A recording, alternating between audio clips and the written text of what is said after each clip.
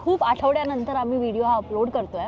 मीचं transformation from sari to आता असं western look. त्यावेळेला आमच्या वेळेला मिडी होते, अम्ब्रेला स्कर्ट्स होते, आमची स्टाईल वेगळी होती, पफ स्लीव ब्लाऊज होते. असं कम्फर्टेबल वाटतं का तुला की साडीवरनं असं ड्रेसेस आणि जीन्स? त्यांना कुठे पेरेंट्सना नेहमी वाटतं की अरे मुलं आमचं ऐकतच नाही, आमच्या अगेन्स्ट असतात. हे आत्ता म्हणजे खूप सारे आहेत असे पेरेंट्स की जे त्यांना कंट्रोल, अजून पण मुलांच्या लाईफमध्ये कंट्रोल हवा असतो मोठे झाले तरी पण. सेम सिटीमध्ये जरी मम्मा रेंटलवरती राहायला सांगितलं मुलांना, तुला काय वाटतं? सेम सिटीमध्ये काय मिळायचं? का नाही, why not mamma? Hey everyone, welcome back to our channel. मी आयशा अरवारी आणि मी आहे तुमची काकी. तुमचं सगळ्यांचं खूप स्वागत आहे आपल्या या चॅनलवर द देवेकर्स. खूप आठवड्यानंतर आम्ही व्हिडिओ हा अपलोड करतो आहे. तर आजचा व्हिडिओ आहे तो जस्ट नॉर्मल गप्पा टप्पा असणार आहेत आणि थोडंसं आपण वेगळा टॉपिक आज आहे कवर करणार. सो आजचा टॉपिक आहे बेसिकली की मम्मी असा ओल्ड जनरेशनची आहे, राईट? आणि मम्मी ओल्ड जनरेशनमध्ये म्हणजे तुझ्या जनरेशनमध्ये गोष्टी जशा घडायच्या ते आत्ताच्यापेक्षा ॲब्सोल्युटली डिफरंट आहेत, टोटली वेगळ्या आहेत. हां, तर तुझा एक्सपिरियन्स कसा होता की ते जुन्या गोष्टी तू जेव्हा शिकलेली आणि ते आत्ता अनलर्न करण्यासाठी परत ह्या नवीन गोष्टी शिकण्यासाठी तुला कसं वाटलं, म्हणजे तुझा एक्सपिरियन्स कसा राहिला आहे? सो ते आपण आज अनवील करू. ओके, आजचा तुझा आधुनिक विषयावर आहे. तू आधुनिक म्हणजे मम्मीचं ट्रान्सफॉर्मेशन फ्रॉम साडी टू आता असं वेस्टर्न लुक. बघा कशी एकदम नटून थटून फर जॅकेट, फ्रेंच कॅप वगैरे एकदम मॉडर्न लुकवरती कशी आली. म्हणजे डिफिकल्ट होता का मॉडर्न लुक अडॅप्ट करणं? कारण मला लक्षात आहे की लहान असताना मम्मीला मी नेहमी साडीमध्येच बघितलेलं आहे. ड्रेसेस म्हणजे पंजाबी ड्रेसेस वर व्हेरी रेअर, खूप कमी, म्हणजे ऑलमोस्ट असं नेग्लिजिबल टाईम्स बघितलेलं असेल मी. तर त्यामुळे आत्ता बघा कशी एकदम मेम झाली आहे, मेम, अंग्रेजी मेम. तर आधीच्या जमान्यामध्ये जसं की खूप असे वेगळी स्टाईल होती. आय थिंक मी जेव्हा ओल्ड मूवीज पण बघते असे बॉलिवूडचे मराठीमध्ये, तर लोक म्हणजे ॲक्ट्रेसेस वगैरे साड्यांमध्येच असायचे, राईट मम्मा? तर तेव्हा असं मॉडर्न असं जीन्स वगैरे किंवा पॅन्ट्स, ड्रेसेस असं काय नव्हतं. नाही, ड्रेसेस म्हणजे मान्य. जेव्हा 8वी 9वीला गेले तेव्हा म्हणजे कसं झालं, ड्रेसेस पण त्यावेळेला आमच्या वेळेला मिडी होते, अम्ब्रेला स्कर्ट्स होते, आमची स्टाईल वेगळी होती, पफ स्लीव ब्लाऊज होते, कळलं का? आणि 10वीच्या नंतर म्हणजे जेव्हा मी हायर केजीला म्हणजे हायर एज्युकेशनला गेले 11वीला, तेव्हा बेल बॉटम पॅन्ट्स आम्ही वापरायला सुरुवात केली. बेल बॉटम पॅन्ट्स मी घातल्या. आमच्या वेळेला जीन्स वगैरे प्रकार नव्हता, पण बेल बॉटम्स होती. मग तू साडी काय घातलंस लग्नानंतर? फक्त साडीमध्येच बघितलंय मी. म्हणजे साडी म्हणजे कसं त्यावेळेला रिच्युअल्स होतं, आई बाबा घरात होते, सासू सासरे असल्यामुळे एक अज्ञातारकपणा. तेव्हा एवढं मॉडर्न नव्हतं ग आम्ही. अच्छा, म्हणजे आम्हाला आय थिंक खूप कॉमन आहे आत्ताच्या एरामध्ये की मुली लग्न झालं तरी पण ड्रेसेस म्हणजे जे कम्फर्टेबल क्लोथ्स असतात तेच घालतात आणि साडी वगैरे एकदम ट्रेडिशनल, काय ट्रेडिशन फेस्टिवल असेल तरच असतो. जमाना बदलत गेलाय ना, जमाना असा बदलत गेलेले. आमच्या वेळेला जमाना नव्हता, त्यामुळे आम्ही साडीतच होतो. अच्छा, तर तू फॅन्सी असं स्कर्ट्स पण घातले? हो, स्कर्ट घातले, मिडी घातले, आई छान छान ड्रेस शिवायचे, अम्ब्रेला शिवले. त्यावेळेला ते आमच्या वेळेला तो आधुनिक म्हणजे कॉस्ट्युम्स होता. अच्छा, आणि तिथून ते आता हा ड्रेस मम्मा, हा अटायर कसं काय आहे? म्हणजे कसं आहे की प्रांत बदलला, देश बदलला. तर मम्मी लाईक म्हणजे असं कम्फर्टेबल वाटतं का तुला की साडीवरनं असं ड्रेसेस आणि जीन्स? हो, आवडतं. म्हणजे पण गाठा असल्यामुळे ते घालावंच लागतं. म्हणजे ते कपडे जास्त जाड जे आहेत ते घालावे लागतात, कारण पातळ जे कॉटन्स वगैरे ते नाही होत, कारण अनबेरेबल थंडी आहे. आणि तुमची कातडी तर गेंड्याची झालेली आहे राहून राहून. आई कशी तर ओल्ड इज गोल्ड आहे. आणि आता ते कसं आम्हाला तेवढीच म्हणजे कसं ती थंडी बरेबल नाही आहे, पण कपडे घालावेच लागतात. गिव्हन अ चॉईस इंडियामध्ये पण असं राहणार काय तू? इंडियामध्ये नाही. हा मेन क्वेश्चन आहे. मग नाही, तिकडे माझं ज्या स्टाईलमध्ये मी जाते त्याच मला पद्धतीने राहावं लागेल. तुम्ही कॉमेंट करून सांगा की मम्मीला तुम्हाला अशा अटायरमध्ये इंडियामध्ये बघायला आवडेल की नाही, ते प्लीज आम्हाला कॉमेंट सेक्शनमध्ये सांगा. आणि तिचा लुक जर तुम्हाला आवडला असेल तर लाईक करा.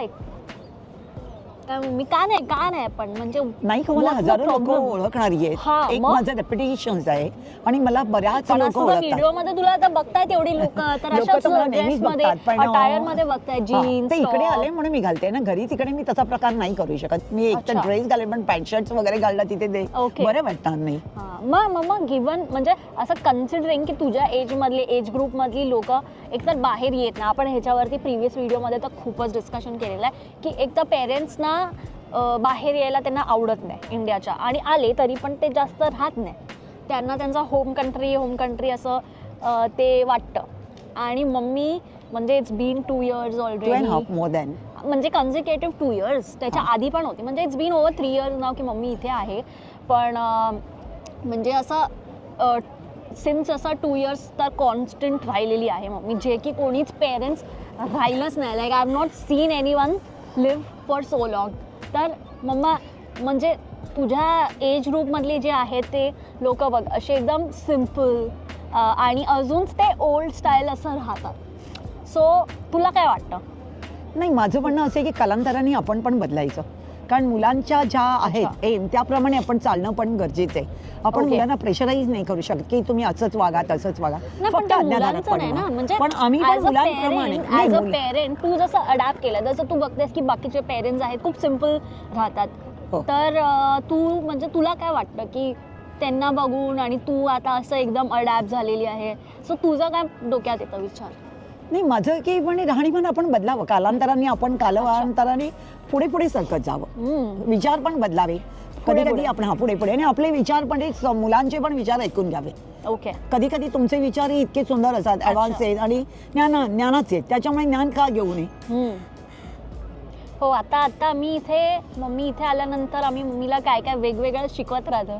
तर मम्मीसाठी पण ते खूप सरप्रायझिंग असतात सगळ्या गोष्टी की अरे काय तुमचं काय पिढी आहे, काय जमाना आहे. पण ती म्हणजे असं समजून घेते ते. त्याला असं की नाही हे चुकीचं आहे असं बोलत नाही, बोलते म्हणजे, पण स्टील थोडंसं कन्सिडरेट आहे ती त्या बाबतीमध्ये. तर बाकीच्या पेरेंट्सना मम्मा काय बोलशील, म्हणजे not just in terms of असं कपडे वपडे, बट इन जनरल म्हणजे असं आता मुलं आहेत म्हणजे मी खूप पेरेंट्सना बघितलं की मुली किंवा मुलं असे एकदम वेस्टर्न कपडे घातल्यावरती पण ओरडतात किंवा वेस्टर्न माइंडसेट असं काय ओपनली काय बोललं की मला असं करायचं आहे वगैरे, तर मग वेस्टर्न माइंडसेट म्हणून ते लोक अजून असे पेरेंट्स खूप रागवतात. काही काही वेळेला असं असतं की योग्य बोला, अयोग्य बोलू नका. कळलं का? आणि विचारात्मक बोला. पण आता जनरेशन गॅप आणि एवढा चेंज आहे कल्चरल आणि सगळं माइंडसेट पण आता फ्रीडम आहे, इंडिपेंडेंट आहेत मुलं पण, सगळे मुलं जॉब करतात, अर्न करतात, त्यांचं लाईफस्टाईल त्यांना बिल्डअप करायचं सगळं. हो. आता इथे बघ सगळे आम्ही लोक जे पण आहेत ते कसे आलो आहोत आणि आम्ही आमचं एक लाईफस्टाईल, आमचं एक सगळं सेटअप केलेलं आहे, हो, राईट. self आणि service इंडियामध्ये आय थिंक कुठे ना कुठे पेरेंट्स मुलांना पण जे आमच्या यंग जनरेशन आहे त्यांना तेच बिल्डअप करायचं असतं. पण पेरेंट्स कुठे कुठे असे नाही यु नो की असं खूप रिस्ट्रिक्टिव्ह राहतात. हो, कारण याचं कसं झालं, तुम्हाला सोडल्यामुळे परप्रांतात सोडल्यामुळे तुम्ही सेल्फ सर्व्हिस झालात. कारण तुम्ही डिपेंड नाही, नो डिसेबल. अच्छा. आई वडिलांकडे मुलं राहिल्यामुळे काय होतं, आईच्या आज्ञाधारक प्रमाणे मुलं वागतात. पण असं आणि आई त्यांना आज्ञाधारक कसं नाही. करते, आई त्यांना जास्त म्हणजे अरे बाबा, नाही, अरे पण राजा असं बोला. असं. आता जर कोणी पेरेंट्सच्या अगेन्स्ट नाही, पण म्हणजे ते आता पेरेंट्स एक गोष्ट बोलत असेल आणि त्याला बोललं की नाही हे मला पटत नाही, तर हे जरी असं बोललं पेरेंट्सना तरी पण मग लोकांना म्हणजे पेरेंट्स खूप ऑफेंड होतात हो, इंडियामध्ये. बरोबर. हो हो हो, तर मग होतात. ते असं काय बोलशील तू की असं झालं पाहिजे ऑफेंड की मुलांचं पण ऐकलं पाहिजे? बिकॉज आमचं माइंडसेट आता टोटली डिफरंट आहे जे तुमचं माइंडसेट होतं त्याच्यापेक्षा, कारण कल्चरल म्हणजे सगळं चेंज झालेलं आहे, हो. राईट. आपल्या म्हणजे आसपास लोकांपासून लोक जशी वागतात किंवा दिसतात, राहतात, ते सगळं चेंज झालेलं आहे. सो मग कुठे ना कुठे आता यंग जनरेशन आहेत माझ्यासारखे, तर आम्ही लोक त्या माइंडसेटनी त्या गोष्टींनी कन्सिडर करून बोलतो, पण ते पेरेंट्सना इतकं कळत नाही आणि ते रेजिस्ट करतात की नाही तुम्ही असं कसं करू शकतात. पण तू काय बोलशील मग यावर? नाही, मी म्हणेन पॅरेंट्सने थोडं ऐकावं, मुलांकडे थोडं कॉन्स्टंट द्यावं. अच्छा. आपली बळजबरी करू नये, त्यांच्या कलेनी पण थोडं द्यावं आणि आणि त्यांच्या reason? कलेनी पण चाला. रिझन रिझन्स कसे की चांगलं असेल, योग्य असेल तर का त्यांना प्रोत्साहन देऊ नये. पण म्हणजे असं तेच आहे ना की कुठे ना कुठे पेरेंट्स अजून त्यांच्या जमान्यामध्ये असं होतं असं कन्सिडर करतात, तर त्यांना आता आम्ही जे पण करतो ते चुकीचंच वाटतं. मग नाही नाही नाही, तसं म्हणून नाही चालणार, सुधारावं लागेल, परिस्थितीनुरूप बदलावं लागेल. माझा काळ जो होता त्यावेळेला मी पण आज्ञाधारक होते, सासू सासरे होते, कळलं ना, हो. त्यांचं ऐकावं लागत होतं, काका होता, आत्या होत्या, पण त्यांचं सगळ्यांचं म्हणजे असं मी त्यांना असं म्हणजे कधी निगेटिव्ह आन्सर दिला नाही. काका होता पण ते कसं रे की रिस्पेक्टेबल होतं, त्याच्यामुळे आम्ही तो आज्ञाधारकपणा शिकलाय. पण आता तुमची पिढी आहे ते बघितलं आज्ञाधारक आहे, रिस्पेक्टेबल आहे, पण हे आम्ही मी मोर बघितलंय. प्रॅक्टिकल हा, पण तुम्ही प्रॅक्टिकल नॉलेज तुमच्याकडे जास्त आहे, त्यामुळे तुम्ही जरा डिपेंड्स जास्त नाहीये. विचार करतो. हा, विचारात तर खूप शक्ती की जास्त आहे. आता आधी जसं की अरे या मुलाशी लग्न करायचं, तर म्हणजे आधीच्या जनरेशन मध्ये की हा रेडी व्हायचे, पण आता आम्ही हजारो प्रश्न विचारून मग विचार करू की हा बाबा करायचंय की नाही. ते प्रॅक्टिकल माइंडसेट ते तुम्ही चिकित्सक आहात, आमच्याकडे चिकित्सकपणा नव्हता, आज्ञाधारकपणा होता. हा आई बाबा सांगतील ते फायनल एक्सरसाइज. हो, तर आता असं नाहीये. तर कुठे ना कुठे पेरेंट्सना नेहमी वाटतं की अरे मुलं आमचं ऐकतच नाही, आमच्या अगेन्स्ट असतात हे ते. तर मग तू कसं, म्हणजे आता तुझे तर 4 आहेत टक्कली, हो. तर मग तू कसं, कारण आमच्या चौघांचं पण चौघांचं माइंडसेट तर एकदम टोटली डिफरंट आहे, कोणाचं जसं कॉमन असं नाहीये. तर मग तुला कसं चॅलेंज होतं ते? चॅलेंज म्हणजे टास्क होता, माझ्यासमोर मोठा टास्क होता, आणि टास्कप्रमाणे कसं मला प्रत्येकांच्या कलेप्रमाणे जावं लागत होतं. दीदीच्या प्रमाणे जात होतं, कारण दीदी खूप मोठी होती, दीदी समजूतदारपणा होता तिच्याकडे, आणि तिच्याकडे आज्ञाधारकपणा असल्यामुळे मला तिला काही जास्त एक्सप्लेनेशन द्यावं लागलं नाही, किंवा तिने मला जास्त कधी प्रश्न विचारले नाही. हो का? मयू होती, म्हणजे 2 नंबर बेबी होती, ती डॉली होती, ती अत्यंत शांत होती, सुस्वभावी होती आणि मनमिळाऊ होती, त्याच्यामुळे तीही शांत असल्यामुळे तिलाही मला कधी जास्त कन्व्हिन्स करावं लागलं नाही. तिनेही मला म्हणजे सांभाळून घेतलं, आणि कधीही ह्या 4ही मुलांनी माझ्याकडे हट्ट केला नाही. आणि हे तर आहे, समोरच दिसतंय, त्याच्यामुळे ही बुद्धिमत्तेवर किडा होता, बुद्धिमत्तेवर कमांड. आय थिंक मी आणि पुण्यायाच फक्त असे अंतरंग आहे की मम्मीने काय बोललं की आम्ही सरळ नाहीच असं करतो, आणि मम्मी थोडं कधी कधी असे, मम्मीला पण असं राग येतो, मग जरा समजून घेते मम्मी पण की असं एकदम नाही, कारण बघते ना की आम्ही आता बाहेर जातो, इतकं सगळे बाहेर राहून स्वतःची लाईफ बिल्ड करणं आणि सगळं इट्स नॉट इझी. म्हणजे इंडियामध्ये लोकांना असं बाहेर आहे असं वाटतं, पण नाही, बाहेर आल्यानंतर म्हणजे असं झिरोपासनं आपलं सगळं तयार करणं, आणि ते पण इथल्या पद्धती अडॅप्ट ॲक्सेप्ट करून मग राहणं, इट्स व्हेरी डिफिकल्ट. तर मग कुठे ना कुठे आय थिंक मम्मीनी पण बघितलं की एक तर आहे की पेरेंट्स इंडियामध्ये रिस्पॉन्सिबिलिटी देत नाहीत मम्मा. हो, ते जास्त आहे. हो, तर पण ते आपला चाबूक आपल्या हातातच ठेवण्याचा प्रयत्न करतात. हा, तर माझं असं म्हणणं आहे की पेरेंट्सनी फ्रीडम द्या, की मुलांना त्यांच्या पद्धतीने जरा चालू दे, त्यांच्या चालू दे. कलेनी चला, त्यांच्या कारण कलेनी चला.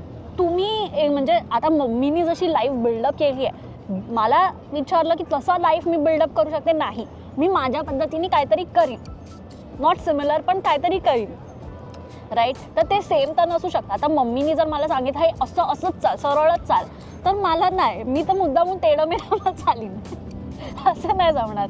तर ते इंडियामध्ये तसं आहे की मुलांना म्हणजे पेरेंट्स अजून पण अरे कुठे चालली आहे, कधी येणार, हे ते म्हणजे खूप प्रश्न क्वेश्चन्स असतात. बरोबर. हां, पण त्याच्यापेक्षा म्हणजे एक आहे की मी जेव्हा आम्ही बाहेर जायचो तेव्हा मम्मी कधी आम्हाला म्हणजे विचारायची कुठे चालल्यात म्हणून, पण असं डिस्टर्ब म्हणजे सारखं कॉल करून अरे कुठे कुठे कुठे असं नाही विचारायची.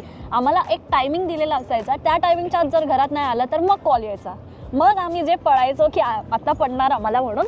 तर मग त्यामुळे आम्हाला पण माहिती होतं की टाईम रिस्ट्रिक्शन आहे, पण त्याच्यामध्ये असं फ्रेंड्स बरोबर आहे बाहेर वगैरे. तर मला तर असं कधीच मम्मीचे कॉल नाही आले की कधी येते, काय करते, 100 कॉल तर आलेच नाहीत. सो ते एक चांगली गोष्ट होती.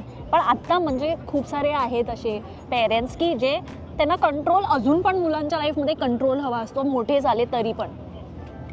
तर तो चुकीचा आहे, ओपिनियन तो चुकीचा आहे. म्हणजे त्यांनी तेवढं त्यांना प्रेशराईज करू नये, राईट. कारण प्रत्येकानं कळतंय आपलं भविष्य काय आहे, आपण पुढे काय करायचं हे प्रत्येक मुलाला आत्ताच जाणं. राईट. आणि जर स्पेस नाही दिला तर मुलं वाढणार, म्हणजे ग्रो कशी होणार बरोबर आहे ना. तर तसं तर मग आता या गोष्टी कुठे ना कुठे मम्मीकडनं आम्ही शिकल्यात, आणि मम्मीच एवढं अडॅप्टिव्ह आहे. म्हणजे तुम्ही बघाल की साडीवरती पण ती मोठी टिकली दिसते, आणि वेस्टर्न कपड्यांवर पण मोठी टिकली ती दिसते, ती जात नाही कुठे. ते माझं सिम्बॉल ते सिम्बॉल आहे, आणि ते कुठे ना कुठे तिचं ते इंडियन जे आहे कल्चर ते तिच्यामध्ये इनबिल्ड आहे कुठेतरी, म्हणून ते सुटत नाही तिच्याकडनं. नाही, ते माझं लक्ष्मीचं रूप आहे आणि माझी टिकली जी आहे ते लक्ष्मीचं प्रतीक आहे. त्याच्यामुळे मला किती जरी मी कपडे बदलले, कुठे जरी किती जरी स्टाईल केली, पण दिसवण माझं देवीचं कुंकू आणि माझं टिकली हे माझं सिम्बॉल आहे आणि ते माझ्यासाठी अतिप्रिय आहे. ओके, तर मग आपला व्हिडिओ तर खूप मोठा होतोय, तर मम्मी काय मेसेज देशील तुझ्या जनरेशनच्या लोकांना? तुझ्या, माझ्या नाही. माझ्या जनरेशनच्या लोकांना कसं झालंय की सांगणं कठीण आहे, त्यांना पटणंही कठीण आहे, पण माझं मत आहे की पटवून घेणं जास्त गरजेचं आहे. आणि ज्या म्हणजे आया आहेत, आधुनिक आया म्हणजे माझ्या एजच्या, त्यांनी समजून म्हणजे इनफॅक्ट दॅट्स पेरेंट्स मध्ये दोन्ही पॅरेंट्स, सगळे पॅरेंट्स म्हणजे सगळ्या माझ्या मैत्रिणींना मी म्हणता येईल की सगळ्यांनी थोडं कलेने घ्या, मुलांच्या कलेने घ्या.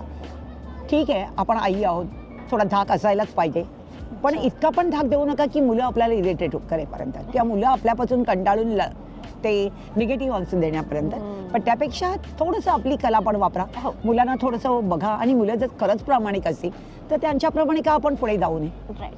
पुढे जाणं गरजेचं. आता जसं मूवीज आणि सगळ्या गोष्टी जे आहेत म्हणजे फोन आणि लॅपटॉप कम्प्युटर्स थ्रू इतका ॲक्सेस झालेला आहे की कुठे ना कुठे ते फॅसिनेशन असतं की अरे आम्हाला पण एकटं राहायचं आहे, आम्हाला पण इंडिपेंडंट लाईफ हवी आहे वगैरे, असं मुलांचं फॅसिनेशन असतं, जे की ट्रू, म्हणजे माझं पण होतं एका टायमाला.